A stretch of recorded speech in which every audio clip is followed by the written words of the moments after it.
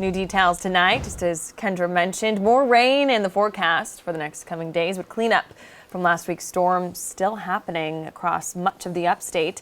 In Anderson, officials and neighbors are still trying to figure out the best way to repair more than $1 million worth of roads damaged by that heavy rain and all of that flooding. Excuse me, the Roads and Bridges Department says they have a strategy in place, though. Fox Carolina's Matt Koufax is live in Anderson at one of those spots they're looking at repairing. And Matt, they got a mess on their hands. We're talking a lot of repairs ahead of them.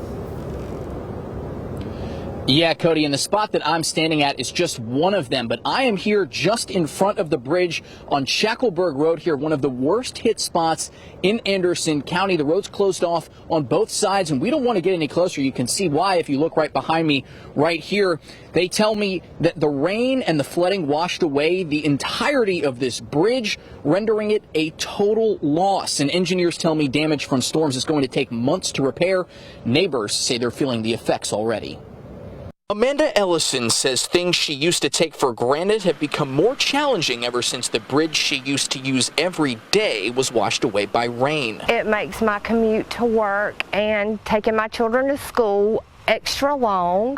We have a one-way in and one-way out of our neighborhood now. The stretch near Shackelberg Road Bridge will remain closed to commuters until further notice. I had to go all the way down 81, then go all the way back across 85 now. Ellison isn't the only one feeling the effects, though. Currently, I'm working with an outside engineering firm to try to fast-track design and build of the Shackelberg Bridge. B. Baker is with Roads and Bridges in Anderson. He says Shackelberg is a top priority, but they're dealing with a ton of damage, $1 million plus, in fact. We have a game plan set up to try and attack the roads that have the most travel on them. He and his colleagues were in meetings all Wednesday, strategizing about how to quickly fix all of the issues within the nearly 1,500 miles of road in the county. We're hoping to get within 4 months at the max a set of drawings to be able to build from, and then within the next 6 months after that have a bridge. What's your reaction to that? You don't want to know. I can't say it on TV. Baker says 8 roads in Anderson are totally closed right now, and they'll be working round the clock. But folks like Amanda just want some normalcy. I want my morning routine back. Both she and Baker are nervous about the coming forecast. Amanda says other roads in the area are in danger of flooding too. Especially with more rain coming, and now Martin being closed. I don't want to be stuck and I have to call a helicopter.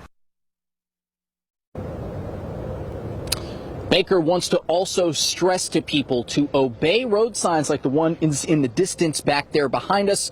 He wants you to adhere to them. If they say don't go on this road, then don't do it. He says they've had a lot of issues in the community with people who simply just don't want to be inconvenienced. They're either ignoring the road signs and going around them or moving them altogether. He says don't do that. It is for your own safety and the safety of your family. In Anderson tonight, Matt Koufax, Fox Carolina, the 10 o'clock news.